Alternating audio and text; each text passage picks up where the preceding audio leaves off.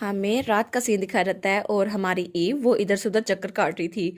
वो सोचती है ये तो काफी सीरियस हो रहा है। मुझे लगा था कि मैं मार्क के बारे में उसको पहले बता दूंगी, लेकिन मुझे टाइम ही नहीं मिला। और फिर मैंने इर्द गिर्द की बातें की। पहले मैं उसके सामने खाना ले आई, लेकिन फिर मैंने उसे कहा मुझे शावर लेना है। पता नहीं मैं ऐसे क्यों करी थी, लेकिन मुझे तो टाइम ही नहीं मिला उसे बताने का। और वैसे भी पहले जो हमने बातें की थी अब तो कुछ जरा ही अजीब लग रहा है। तब उसने अपना सर पकड़ लिया था। तो पीछे से नोएल आता है, वो कहता है ईव। तो ईव और ज्यादा डर जाती है, वो कहती है ये पहुंच भी गया।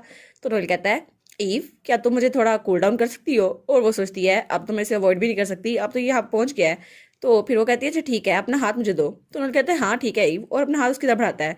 तो तब ईव उसके हाथ को देखती है तो वो सोचती है ये ड्रैगन है या फिर पपी है, ये कितना ज़्यादा क्यूट लग रहा है। तो वो तो सच में पपी लग रहा था। तो हमारी ईव सोचती है पहले मुझे एटमोसफियर थोड़ा ठीक करना होगा, लेकिन मैं बात का आगाज कैसे करूं। वो कहती है नोएल तुम क्या कर रहे हो। तो नोएल उसका हाथ पकड़े हुए था। वो कहता है बस मैं देख रहा हूँ तुम्हारा हाथ काफी ज्यादा छोटा और क्यूट है। तो वो कहती है हाँ ये है सही, लेकिन वो सोचती है फिर भी हमने हाथ पकड़े हुए हैं, अब मैं इसको माँ के बारे में बता सकती हूँ। तो फिर वो सोचती है नहीं नहीं मुझे इसको बताना ही होगा चाहे कुछ भी हो जाए, आखिर मैं एक वुल्फ हूँ, वुल्फ की इंस्टिंक्ट्स को मैं अनफॉलो तो नहीं कर सकती ना। और वो सोचती है चलो ठीक है मैं इसको बताती हूँ। तो वो कहती है नोइल मैं, लेकिन तभी उसके हाथ में दर्द होती है। तो नोइल कहता है ईव तुम ठीक तो हो। तो वो कहती है हाँ मैं ठीक हूँ, बस मेरे हाथ पर थोड़ी सी चोट लगी थी, लेकिन ये जख्म भर गया है, मुझे पता नहीं चला ये कैसे हुआ। तो नॉल कहता है मुझे माफ कर देना, जब मैं ड्रैगन था तो मेरे स्केल्स बहुत ज्यादा शार्प थे, शायद वही तुम्हें चुभे होंगे तुम्हारे हाथ पे। तो ये मेरी गलती है। वो कहती है नहीं नहीं अब तो कोई बात नहीं है। तो नोएल उसके हाथ पे किस करता है। तो वो कहती है कि यार नोएल क्या कर रहे हो। तो वो कहता है असल में ड्रैगन के ब्लड में हीलिंग प्रॉपर्टीज होती है, तो इस तरह तुम्हारा जख्म जल्दी हील हो जाएगा। तो फिर वो उसके जख्म पे लिक करता है तो उसका हाथ वो दोबारा से ठीक हो जाता है। तो वो अपना हाथ पीछे कर लेती है। वो कहता है देखो सही तुम्हारा हाथ हील हो गया होगा। तो वो कहती है हाँ ये हील तो हो गया है, लेकिन बेचारी उसका दिल भी बहुत ज्यादा तेज से धड़क रहा था। वो कहती है नोएल तुम्हारा चेहरा तो पूरा लाल है, क्या तुम्हें गर्मी लग रही है। तो नोएल कहता है हाँ मुझे बहुत ज्यादा गर्मी लग रही है, और तुमने मेरे हाथ को टच भी किया था ना फिर भी बहुत ज्यादा गर्मी लग रही है। वो कहती है अच्छा शायद मेरी पावर्स काम नहीं कर रही, लेकिन क्या ये इस तरह काम नहीं करता। तो वो कहता है हाँ तो शायद हमें थोड़ा और करीब आना होगा। तो ईव कहती है अच्छा नोएल। तब वो दोनों और करीब आ गए थे। तो ईव कहती है अब तुम्हें कैसा लग रहा है, क्या अब तुम्हारी हीट थोड़ी कम हुई। तो नोएल कहता है हाँ ये अच्छा है। और तब वो ईव का हाथ पकड़ लेता है। तो तब वो कहता है अब तो हमें और करीब आने की जरूरत है। तो ईव कहती है अच्छा ठीक है। और तभी सोचती है आखिर मार्क कैसे बनता है। एक ड्रैगन अपनी मेट के नेक पर बाइट करता है, जिसकी वजह से मैजिक का फ्लो उसकी बॉडी में चला जाता है, और इस तरह से दोनों के दरमियान पावर्स इक्वल हो जाती हैं। और नोएल के गले में ये जो बेल्ट है ये तो कंट्रोल बैरियर है, और मार्क के लिए हमें इसको हटाना होगा, लेकिन नोएल का टेम्परेचर तो बहुत ज्यादा हाई है। अगर हमने इसको खत्म कर दिया तो क्या पता मैजिक काम ना करे। तो तब नोएल हमारी ईव के कंधे पे ऐसा रख लेता है। तो वो कहती है क्या। तो वो कहता है मुझे माफ कर दो ईव। तो ईव कहती है लेकिन क्यों। वो कहता है मैंने फिर से वैसे ही एक्ट कर दिया, और अब तो मेरी कंडीशन जैसी है मैं तुम्हें जरा हर्ट कर सकता हूँ। तो वो कहती है तुम्हें फिक्र करने की जरूरत नहीं है, और अगर तुम चाहो तो मेरे साथ मार्क भी क्रिएट कर सकते हो। वो कहता है क्या मार्क सच में, क्या तुम सीरियस हो। तो वो हंसते हुए कहती है हाँ ऑफ कोर्स मैं तुम्हारे से ये करना चाहती हूँ, क्योंकि मैं सच में तुम्हारी कंपेनियन बनना चाहती हूँ। तो फिर वो कहता है लेकिन इससे तुम बहुत ज्यादा डेंजर में आ जाओगी, तुम जैसे स्मॉल ह्यूमन एक ड्रैगन की स्ट्रेंथ को काबू नहीं कर सकती। तो इव कहती है अच्छा ठीक है तो हम प्रैक्टिकल करके देख लेते हैं ना। तो इव कहती है कि मैं तुम्हारी पावर को कंट्रोल नहीं कर पाई तो फिर हम इसके रोक देंगे। तो वो कहता है अच्छा ठीक है। और तब वो ईव को पकड़ता है, और ईव बेचारी वो नीचे गिर गई थी तो वो उसके ऊपर था। वो कहता है ठीक है तो प्रैक्टिस के तौर पर मैं अभी शुरू करता हूँ, तो क्या तुम मेरी हेल्प कर सकती हो। तो ईव कहती है हाँ ऑफ कोर्स मैं तुम्हारी हेल्प कर सकती हूँ। और ईव से ज्यादा तो नोएल शर्मा रहा था। वो ईव की गर्दन पे टच करता है और वो सोचता है ये कितनी ज्यादा रिफ्रेशिंग और स्वीट सेंट है ना, लेकिन मुझे लगता है कंपेनियन की सेंट ऐसी होती है जिसकी वजह से दोनों की पावर सेम होती है। तब उसकी नेक पे एक बाइट करता है और वो सोचता है शायद इससे हमारी पावर्स इक्वल हो जाए, लेकिन तब वो ऊपर होता है और कहता है अगर इससे कोई मसला हो गया, उसको दर्द हुआ तो फिर वो जब ऊपर होकर देखता है तो वो कहता है क्या ईव। तो ईव वो सो चुकी थी और उसके कान भी बाहर आ गए थे, शायद ये बटर के कोर की वजह से हुआ था। वो कहता है ये सो गई, लेकिन अचानक ये इतने रिलैक्स कैसे हो गई कि इसके कान भी बाहर आ गए, पहले तो ये बहुत ज्यादा टेंस होती थी। तो वो सोचता है लगता है उसको बहुत ज्यादा नींद आ गई है, वो बहुत ज्यादा थकी हुई थी। तब उसको देखकर सोचता है लेकिन ये इतना भी बुरा नहीं है, चलो कम से कम मुझे पता चला उसे मेरे साथ कंफर्टेबल फील होता है। तो फिर वो ईव के पास होते हुए कहता है मेरी प्यारी कंपेनियन, और उसके बाद वो भी वहां पे आराम से लेट गया था। वो सोचता है मैं बहुत जरा खुश हूँ कि मैं ईव के साथ हूँ। तब उसे गले लगा लेता है। वो कहता है और अब से मैं तुम्हें हर चीज सिखाऊंगा जो तुम चाहती हो। और फिर सीन चेंज होता है और हमें अगली सुबह का सीन दिखाया जाता है। तब ईव की हल्की सी आंख खुलती है। वो कहती है क्या सुबह हो भी गई इतनी जल्दी। तो हल्की हल्की वो अपनी आंखें खोलने लगती है, तो उसके सामने नोएल था। तो नोएल वो मुस्कुरा रहा था, तो वो कहता है तुम उठ गई। तो वो सोचती है क्या नोएल नोएल मेरे सामने क्यों है। तो नोएल कहता है मुझे लगता है तुम बहुत ज्यादा थकी हुई हो। तो ये सोचती है आखिर हर बार जब मैं सोकर उठूं तो मुझे ऐसा नजारा क्यों देखना पड़ता है, आखिर वो मेरे बारे में क्या सोच रहा होगा। लेकिन तब वो सोचती है मैं तो कल रात सो भी गई थी, आखिर मैं कितनी ज्यादा थकी हुई हो सकती हूँ। लेकिन तभी वो अचानक अपनी आंखें खोलती है और कहती है क्या मेरे कान। तो वो कहती है मेरे कान बाहर आ गए। वो बहुत ज्यादा डर गई थी, तो वो उठ के बैठ जाती है और नोएल को धक्का देती है। तो नोएल कहता है ईव, तो वो अपने कान पीछे कर लेती है। वो कहती है एक मिनट रुको प्लीज नोएल, इस तरह मत देखना। और वो सोचती है मेरे कान आखिर बाहर कैसे निकल गए, लेकिन ये कैसे हुआ। तो वो नोएल की तरफ देखती नहीं और कहती है मैं एक्सप्लेन कर सकती हूँ। वो सोचती है पता नहीं ये कैसे हुआ, मेरा तो अपने आप पे पूरा कंट्रोल था, अब मैं इसको क्या बताऊं, क्या इसको बिट्रे फेल नहीं हो रहा होगा। तो नोएल कहता है ईव। तब वो डरती हुई हमारे नोएल की तरफ देखती है। तो नोएल मुस्कुराते हुए कहता है प्लीज मेरे सर को सहलाओ। तो वो कहती है क्या तुम्हारे सर को, लेकिन क्या तुम्हें इससे कोई फर्क नहीं पड़ता है। तो वो कहता है हाँ ईव। तो वो कहती है क्या तुम ठीक हो। तो नोएल कहता है हाँ बिल्कुल। और तब उसका हाथ पकड़ के अपने सर पे रखता है। वो कहता है ड्रैगन्स हमेशा अपने कंपेनियन की बात को फॉलो करते हैं, चाहे उनका कंपेनियन कोई भी हो।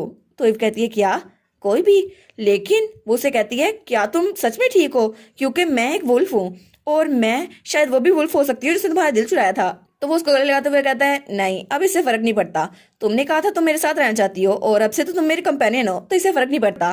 और वैसे भी जब तुम मेरे साथ होती हो तो मुझे लगता है मेरा दिल मेरे पास ही है। तो वो कहती है क्या तुम्हें बुरा नहीं लगा जब मैंने झूठ बोला था। वो कहता है हाँ शायद तुम्हारे पास अपनी रीजंस होंगी। तो वो कहती है लेकिन फिर भी मैं समझी नहीं तुम आखिर मेरी तरफ इतने काइंड क्यों हो। तो तब वो कहता है क्योंकि मैं तुमसे बहुत ज्यादा प्यार करता हूँ ईव। और वो उसको गले लगाए हुए था। और फिर वो कहता है चाहे कुछ भी हो जाए, लीजेंड्स कुछ भी कहती हो, मैं तुम्हें ही चाहता हूँ और मैं चाहता हूँ तुम हमेशा मेरे साथ रहो ईव। तो ईव सोचती है क्या सच में उसको इस बात से कोई फर्क नहीं पड़ता। तो वो कहती है अगर तुम मुझे ऐसे ट्रस्ट करते रहो तो मैं क्या करूँ, मुझे बहुत ज्यादा डर लगता है कि बाकी भी तुम्हें धोखा दे देंगे। तो फिर वो कहती है इसलिए मैं भी चाहती हूँ मैं तुम्हारे साथ हमेशा रहूँ और मैं भी तुमसे बहुत ज्यादा प्यार करती हूँ नोएल। और वो सोचती है मुझे ये अभी रियलाइज क्यों हो रहा है कि तुम्हारा दिल और तुम्हारी आंखें हमेशा मेरी तरफ ही रहती थी, लेकिन चलो कम अज कम मैं इस बार तो ब्रेव हो गई हूँ। तो वो कहती है मैं चाहती हूँ कि तुम अपना मार्क मुझ पे छोड़ो। तो वो सोचती है मैं हमेशा तुम्हारे साथ रहना चाहती हूँ। तो फिर ईव कहती है अगर तुम भी ऐसा करना चाहते हो तो क्या तुम मुझे बाइंडिंग की दे सकते हो। तो नोएल कहता है तुम मेरे साथ मार्क क्रिएट करना चाहती हो है ना, मुझे बहुत ज्यादा खुशी हुई, लेकिन अभी ये बहुत ज्यादा मुश्किल होगा। तो ईव कहती है हाँ हमारा बॉडी टेम्परेचर बहुत ज्यादा हाई है ना, तो अगली बार। तो वो कहता है नहीं ये बात नहीं है। तो ईव कहती है क्या। तो वो कहता है क्योंकि बात ये है कि बाइंडिंग की वो ह्यूमन वर्ल्ड में है। तो ईव कहती है क्या ह्यूमन वर्ल्ड में, लेकिन वहां पर क्यों।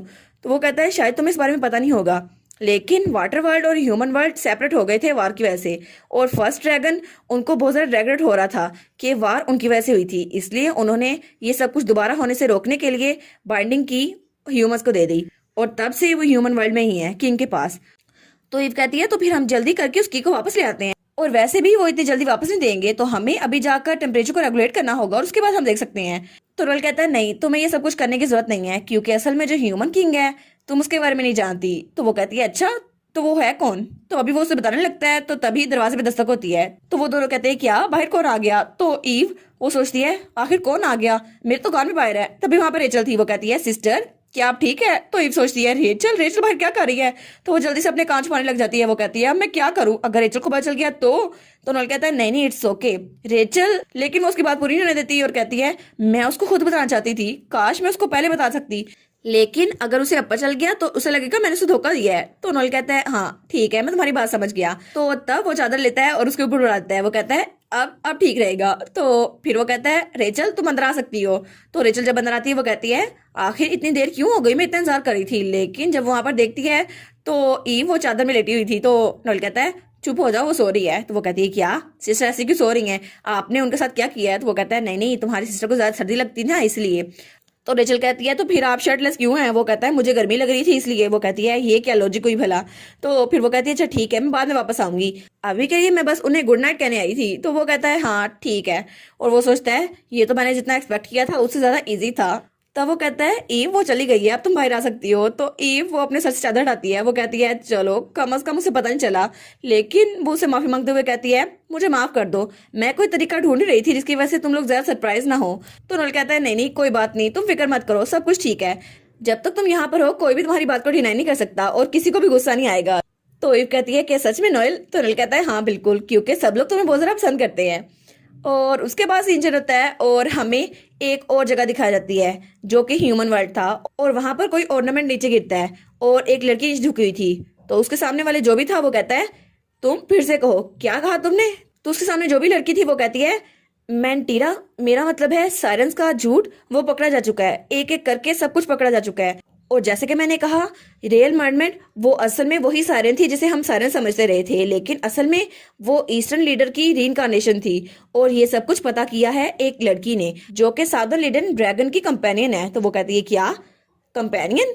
तो वो कहती है, जी बिल्कुल, ये वही कंपेनियन है जिनके बारे में उन्होंने आपको बताया था। और फिर वो कहती है, और जहां तक हमने सुना है उससे ब्लू फ्लेम्स निकलते हैं। तो उसके सामने जो भी थी वो वहां जाते हुए कहती है, नहीं ऐसा नहीं हो सकता, उस ड्रैगन के अल्फाज वो बिल्कुल सही नहीं हो सकते। तो पीछे से वो लड़की कहती है, योर मैजेस्टी, लेकिन वो वहां चली जाती है। तो वो कहती है, उसको यहाँ पर ले आओ, ड्रैगन कंपेरियन उसको यहाँ पर ले आओ, मुझे उससे अभी मिलना होगा। और तब उसने अपना सर पकड़ लिया था। और फिर वो कहती है, प्रॉपर फॉर्मेलिटी के साथ, और उसकी आंखें भी बिल्कुल ईव की तरह थी, ब्लू। और तब वहां से जाते हुए सोचती है, उस ड्रैगन ने मुझे जो लेटर लिखा था क्या सच में वो सच था? लेकिन तब वो सोचती है, ऐसा नहीं हो सकता कि तुम मर चुके हो, है ना? और तब वो हमारी ईव की डैड के पोर्ट्रेट के सामने खड़ी थी। वो कहती है ना एडन, तुम मुझे छोड़ के जा चुके हो एडन, लेकिन सच में क्या तुम्हारी बेटी वो अभी तक जिंदा है? और उस ड्रैगन ने जो मुझे लेटर लिखा था क्या सच में वो इसी बारे में था? ओ माय गॉड, तो सच में ईव का डैड ह्यूमन किंग का बेटा है। तो इस तरह से तो वो वहां का प्रिंस हुआ, और हमारी ईव वो तो वहां की प्रिंसेस हुई ना। तो इस तरह से तो हमारी ईव भी रॉयल फैमिली से ताल्लुक रखती है ना। और इसी के साथ ये वाला पार्ट यहाँ पर ख़त्म। तो आप लोग बताइएगा आपको ये पार्ट कैसा लगा। प्लीज़ लाइक करिएगा, कमेंट करिएगा और शेयर करिएगा। और जो न्यू व्यूवर्स हैं काइंडली वो चैनल को सब्सक्राइब कर दें। और पिछली वीडियोस का लिंक आपकी स्क्रीन पर नज़र आ रहा होगा, तो काइंडली उनको भी चेकआउट कर लें। Thank you so much.